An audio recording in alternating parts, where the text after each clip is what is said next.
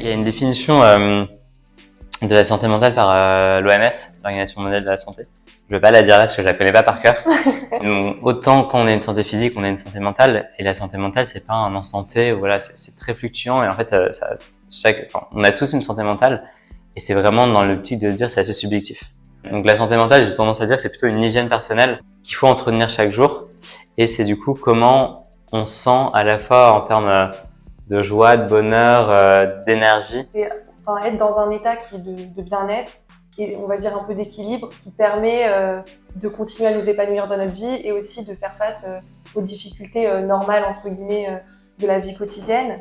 Oui, il faut faire la distinction aussi entre troubles et santé mentale, dans le sens où on peut être atteint d'un trouble pour autant réussir à trouver un équilibre dans sa vie, à être bien dans sa vie. Voilà, c'est pas une fatalité et voilà, on peut bien vivre d'un trouble. Et de la même manière qu'on ne peut pas avoir de trouble pour autant être dans une période pas très facile de sa vie, ressentir un mal-être assez important et qui est totalement légitime. En gros, c'est vraiment un état un état de bien-être. En fait, c'est un peu la base pour ensuite soit contribuer à la société, soit justement pouvoir sentir heureux. Et c'est vrai qu'en général, on a toujours un niveau d'énergie plus ou moins fort aussi là-dessus. C'est tellement multifactoriel, la santé mentale, c'est social, c'est psychologique. Donc, c'est une sorte de fusible qu'il faut pouvoir maintenir à un certain niveau aussi pour être en capacité de sortir dehors, de sociabiliser et d'exister, en tout cas de pouvoir vivre.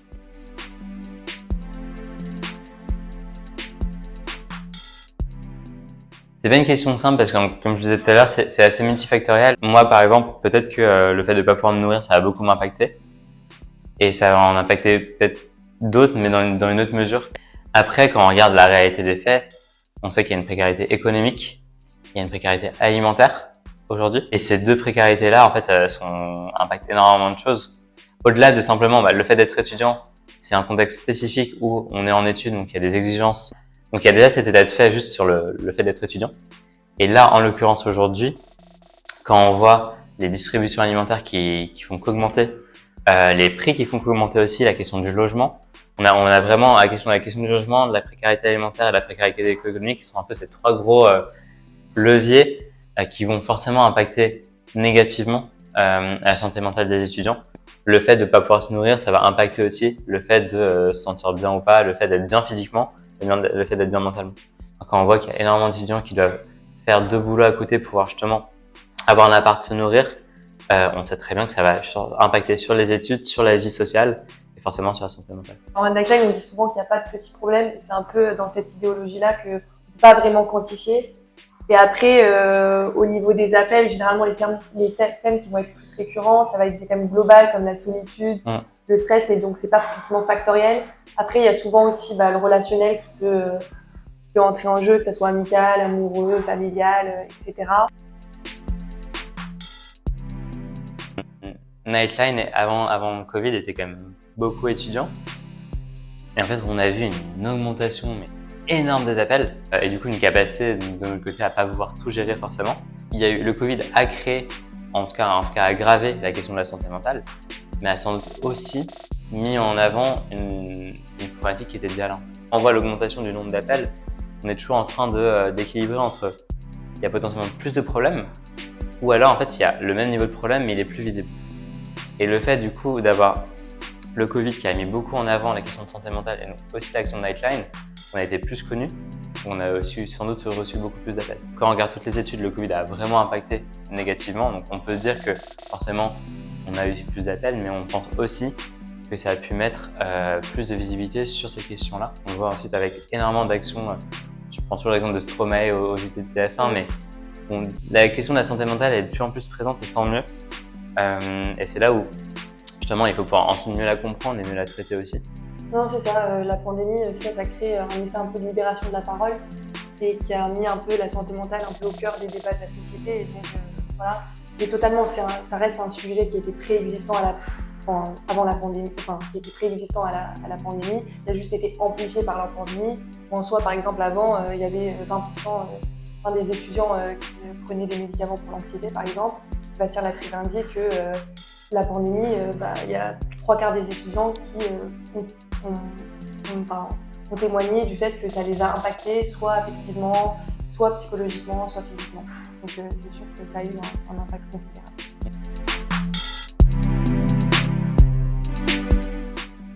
Si on regarde les politiques publiques, les appels à projets, le nombre d'articles là-dessus, etc., on voit en tout cas que la question de la santé mentale, elle fait son chemin. C'est-à-dire qu'on en parle davantage et pareil sur les stars, les influenceurs, le nombre d'artistes qui ont annulé des concerts parce que justement ça allait pas. On le voit aussi, on a eu beaucoup d'appels de femmes, de filles.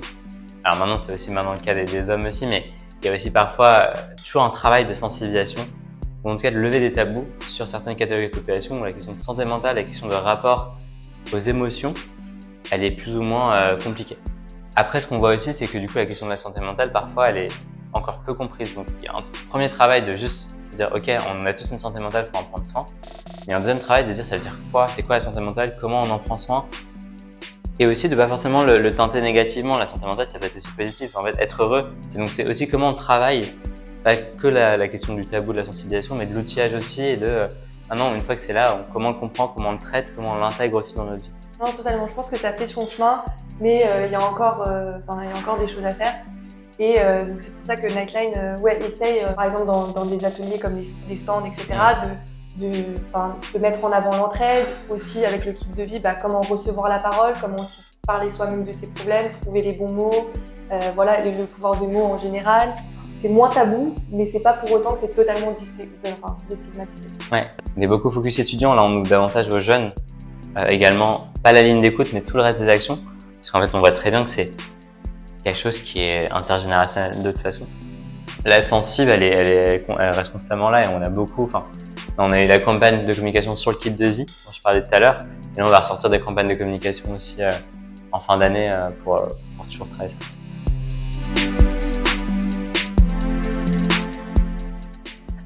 Déjà, premièrement, la ligne d'écoute. Bon, ça, c'était l'action phare.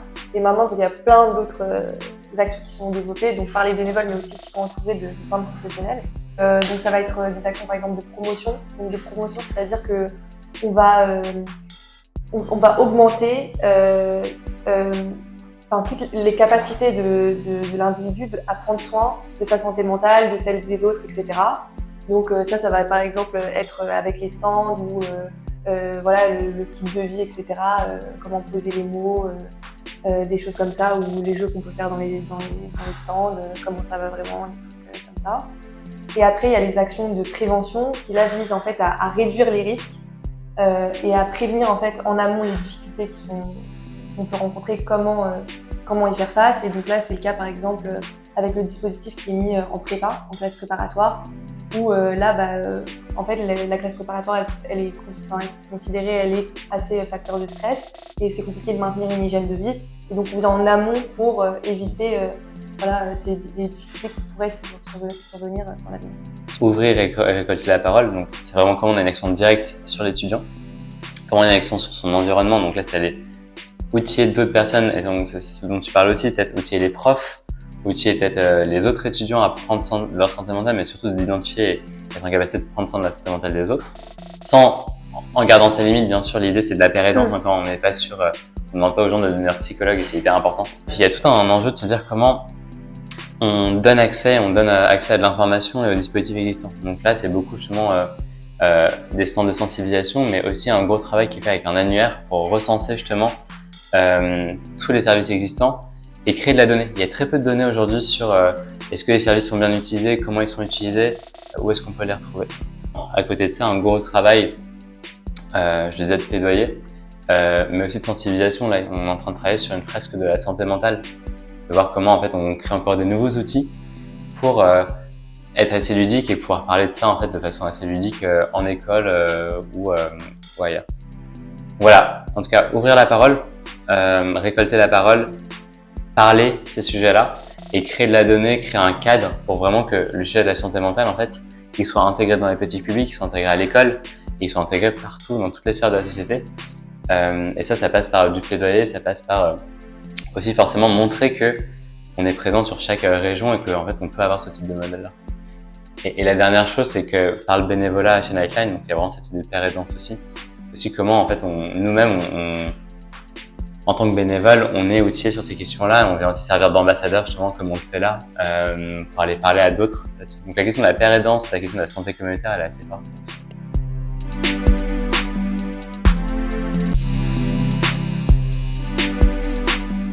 Peut-être pour revenir sur pourquoi déjà on a fait ça avec Copain. Copain, au final, donc pendant leur distribution, on voyait énormément de personnes. Il y a beaucoup de personnes justement qui avaient des enjeux au-delà simplement de l'alimentation, qui étaient en situation de souffrance ou de détresse ou justement de santé mentale dégradée. Mais eux n'étaient pas du tout outillés, en tout cas à gérer ce genre de situation-là. Donc l'idée, c'était comment justement on travaille ensemble pour que Nightline puisse outiller à la fois les bénévoles salariés de Copain, mais qu'on puisse aussi être, servir un peu de relais directement auprès des étudiants. Mais il faut pouvoir outiller les acteurs associatifs qui sont déjà en lien avec associatifs ou pas, les acteurs universitaires aussi, qui sont en lien avec les étudiants pour pouvoir orienter, informer, parfois conseiller, mais c'est pas trop notre rôle. Le rôle du conseil, c'est plutôt le rôle de psy là-dessus. Donc c'est né vraiment de ce constat-là. Pour l'instant, c'est assez nouveau, mais ce qu'on voit mine de rien, c'est que notre action est assez bien accueillie envers les étudiants parce que, encore une fois, en fait, on connaît cette cible-là et on voit en effet, donc on voit pas des choses nouvelles en tout cas, on voit juste que forcément la précarité alimentaire et la précarité psychologique sont très liées et qu'être en capacité de pouvoir proposer en direct à des étudiants leur dire, en fait, voilà, maintenant en ce temps de précarité alimentaire, vous avez aussi l'occasion de parler de votre santé mentale. En fait, c'est assez puissant comme levier d'impact derrière. Ce qu'on voit malheureusement, c'est qu'en fait, ça fait qu'augmenter et que les besoins sont tellement divers et variés et que on voit, tous les constats que Nightline sont vérifiés sur ça, c'est que en fait, les étudiants savent pas trop, justement, parfois osent pas en parler ou savent pas trop vraiment vers qui s'orienter aussi pour ces questions. Donc, ça nous permet vraiment d'être nous plus présents sur le terrain aussi et d'être plus impactants. Parce qu'on vient vraiment outiller des acteurs qui pourront en fait faire ce qu'on fait aussi par la suite. Dans les chiffres, il y a environ 65% des étudiants qui sont en difficulté financière qui sont en état de détresse psychologique. Donc c'est conséquent. Et là, en fait, ça nous a permis déjà d'aller avec une association qui a un beau projet, qui est porteur d'un très beau projet, mais aussi de faire connaître Nightline.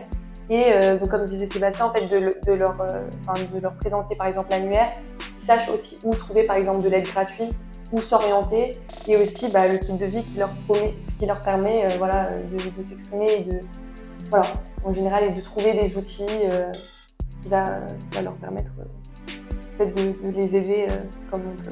Totalement. Et l'idée, c'est justement d'aller, travailler avec plein d'assauts étudiantes, pas que Copain, pour venir vraiment en fait infuser cette question-là aussi de la santé mentale. Et en fait, il y a plein d'assauts qui viennent déjà nous voir en disant justement, on a des publics étudiants, on sait pas du tout comment gérer la question de la santé mentale de façon assez informelle. En fait, l'idée, c'est pas de faire une formation pendant une semaine, etc., mais justement de comment on donne des petites billes là-dessus.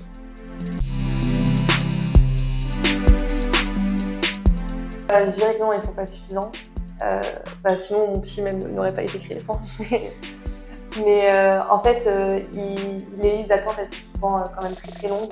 Aussi à la question, et c'est pour ça que Nightline a eu ce projet d'annuaire notamment, c'est parce que comment est-ce qu'on trouve l'information, comment est-ce qu'on les contacte, en quoi ils sont spécialisés. Il y a des BAPU avec des addictologues, il y a des BAPU sans addictologues, donc c'est un peu tout ça. Mais toutefois, ça reste une aide qui est gratuite, ça reste une aide qui est ciblée pour un public, donc c'est utile, mais voilà, il y a quand même encore des failles dans le système qui permettent que pas chacun puisse vraiment en tirer profit et puisse en fait y accéder d'une manière assez décente quand même. Et après, mon psy, c'est une bonne idée, je pense, dans sa globalité. Mais après, sa mise en œuvre, elle est compliquée, notamment parce que c'est 8 séances par an. 8 séances par an, c'est un chiffre un peu. Est-ce que ça aide vraiment pour tout le monde? Et après, il y a quand même, selon le syndicat national des psychologues, il y a quand même 93% des professionnels qui boycottent ce système. Donc voilà, il est quand même pas très bien accueilli. Par les étudiants non plus d'ailleurs. Et par les étudiants non plus, parce que par exemple, avant même d'avoir accès au dispositif MonPsy, il faut aller voir un généraliste, il faut en parler. Les généralistes, parfois, c'est des médecins de famille. C'est pas toujours des démarches qui sont simples à faire et c'est une préoccupation en plus. Mais voilà, c'est un beau projet. Et aussi, ça, en fait, c'est un financement qui a été mis dans un nouveau dispositif mais qui dit que du coup résout pas les failles des dispositifs déjà en place, que ce soit les CMP, etc. Et par exemple, il y a des CMP qui ont 3 ans de liste d'attente, de délai, donc Ouais. c'est conséquent. Bah, en tout cas, c'est une mesure. Enfin, je pense que le gouvernement a pris conscience de la réalité sur la question de détresse psychologique. Donc, c'est une mesure d'urgence, mon psy. Encore une fois, pourquoi pas. Nous, ce qu'on amène chez Nightline aussi, c'est de se dire, en fait, il y a déjà plein de choses qui existent. Tu disais les BAPU, les CNP, etc. L'enjeu, c'est un enjeu d'accessibilité et d'information. Et aussi d'aller vers, en fait, de se dire d'aller vers d'optimisation. C'est de se dire, en fait, il y a énormément. Prenons, je sais pas, sur une ville, il peut y avoir plein de BAPU, plein de CNP, etc. Mais parce qu'en fait, ce BAPU, tu peux y aller que seulement si tu habites dans ce quartier-là. Mais en fait, tu habites juste 1 kilomètre après. Donc, en fait, tu dois aller à l'autre bout de la ville. Enfin, bref, en termes d'accès, d'information, c'est un bordel. Et pareil, en termes de moyens, donc, est-ce qu'ils sont suffisants? Oui et non, dans l'idée où, en fait, ça existe. Enfin, il y a des choses qui existent déjà. C'est un enjeu d'optimisation d'accès. Et après, sur un autre moyen dont on n'a peut-être pas parlé encore là, c'est le nombre de psychologues présents justement dans les universités, qui a doublé, mais en fait, du coup, on est à 80 maintenant, c'est super. Donc, on n'est vraiment pas du tout sur une bonne moyenne. Je crois que c'est un psychologue pour 15 000 étudiants, donc c'est rien. Et en plus, en général, ils sont du coup peu présents dans l'université et on n'a pas tendance à aller les voir. Ouais, il y a des ressources qui sont là, il faut les optimiser, les financer davantage, les coordonner davantage aussi.